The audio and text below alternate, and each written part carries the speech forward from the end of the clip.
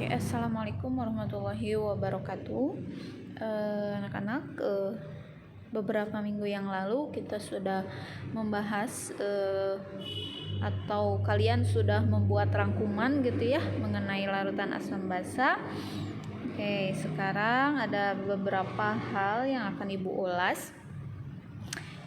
Nah, ini mengenai larutan asam basa gitu ya. Nah, ini ada yang pertama, ada contoh larutan asam basa dalam kehidupan sehari-hari. Jadi ini yang mengandung senyawa asam basa gitu ya. Di dalam kehidupan sehari-hari, contohnya ini dalam jeruk gitu ya. Jeruk dia berarti mengandung larutan atau mengandung senyawa-senyawa asam gitu ya. Kemudian ada juga cuka dapur gitu ya, yang sering kita temui di mang-mang baso gitu ya. Ini berarti ini juga merupakan larutan asam gitu ya. Kemudian ada apa lagi? Nah, ini sabun yang setiap hari kita gunakan gitu ya ketika mandi, itu merupakan senyawa basa gitu ya. Lalu ada apa?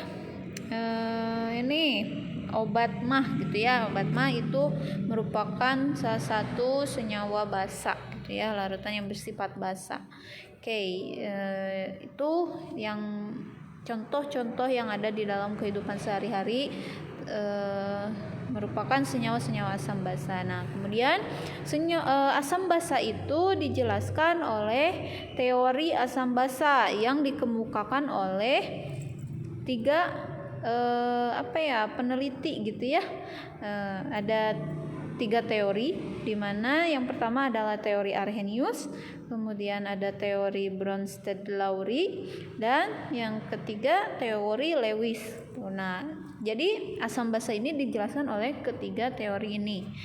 Kemudian yang pertama kita bahas teori asam basa Arrhenius. Menurut Arrhenius, itu asam merupakan zat yang jika dimasukkan dalam air, zat tersebut dapat menghasilkan ion hidronium atau ion H+, gitu ya. Nah, contohnya bagaimana? Ini ada contohnya. Jika suatu senyawa asam ini ada HAX gitu ya. A ini merupakan subskrip dari jumlah hidrogennya. HAX ini merupakan senyawa asam, kemudian dia terionisasi menjadi AH+ plus XA- gitu ya. Jadi A-nya ini merupakan subskrip atau jumlah dari ion hidrogen jika dia memiliki beberapa hidrogen gitu ya di dalam senyawanya. Oke, itu jadi menurut Arrhenius, asam itu adalah zat yang jika dimasukkan dalam air, zat tersebut menghasilkan ion hidronium gitu ya. Jadi menghasilkan H+. Nah, kemudian basanya apa? Nah, basa menurut Arrhenius itu zat yang jika dimasukkan dalam air, zat tersebut dapat menghasilkan ion OH- atau hidroksida. Contohnya ini, jika ada suatu senyawa basa dimisahkan dengan LOH B gitu ya, kali B, Lb plus BOH min. Nah, itu ionisasinya gitu ya. Ini contohnya. Nah, ada senyawa asam basa di sini. Ada beberapa reaksi ionisasi dari senyawa asam dan basa, bisa kalian lihat ya ionisasinya. Contoh di sini ada senyawa asam gitu, ada HCl atau asam klorida, itu terionisasi dia menjadi H+ dan Cl- gitu ya. Kemudian ada contoh dari basa gitu ya. Contoh basa ini reaksi ionisasinya NaOH contohnya. Dia terionisasi menjadi Na+ dan OH-. Kemudian ada teori asam basa Bronsted-Lowry. Bagaimana menurut Bronsted-Lowry? Asam itu adalah spesies atau ion atau molekul yang dapat memberikan ion H+ gitu ya, atau biasa disebut dengan donor proton. Jadi asam itu adalah pendonor proton ya. H+ gitu ya. H+ merupakan proton. Nah, kemudian basa adalah spesies yang dapat menerima ion H+ atau akseptor proton gitu. Nah, ini menurut Bronsted-Lowry.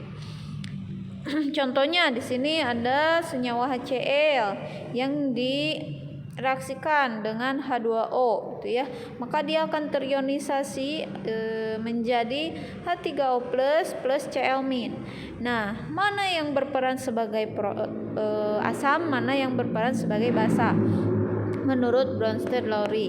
Ini berarti yang mendonorkan proton di sini adalah HCl gitu ya. Karena ketika diproduk, contoh ini diproduk, dia menjadi H3O+ karena H2O menerima H+ dari HCl gitu. Jadi yang memberikan H+ di sini adalah HCl ya. HCl ini dia berubah menjadi H3O+ karena HCl memberikan satu H+-nya kepada H2O ya. Dan nanti reaksinya ada Cl-, terbentuk Cl- juga. Nah, mana yang berperan sebagai asam berarti di sini yang berperan sebagai asam adalah HCl karena yang memberikan H+ itu ya kepada H3O+.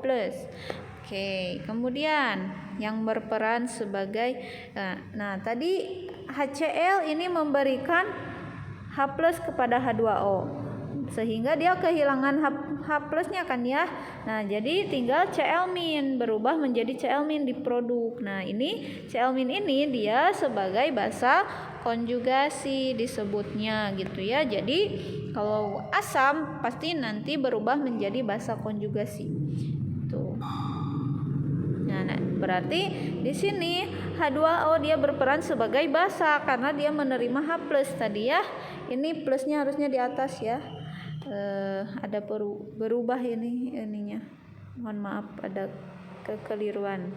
Oke, jadi ini H2O dia berperan sebagai basa.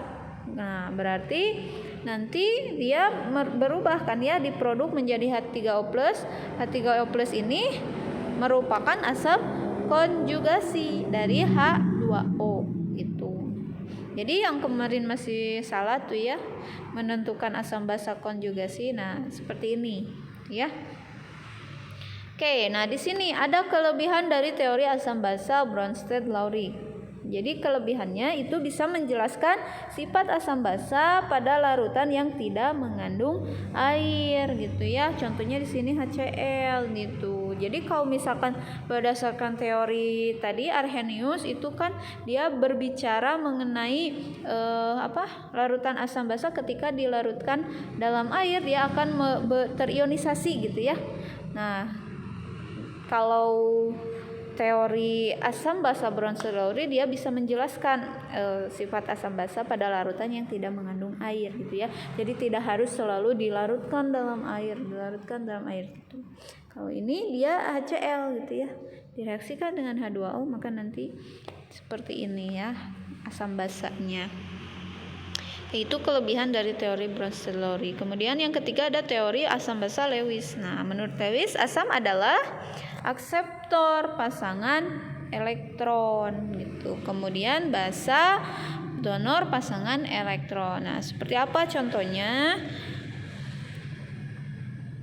Nih, ada basa. Dia berperan sebagai basa karena ini ada NH2 ya.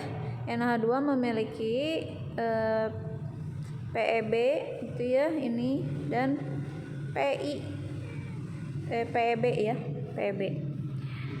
Nanti si elektronnya, pasangan elektronnya itu diberikan kepada BF3 gitu ya.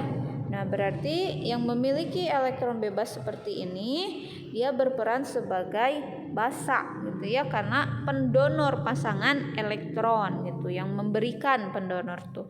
Nah, berarti yang menerima pasangan elektronnya adalah berperan sebagai basa.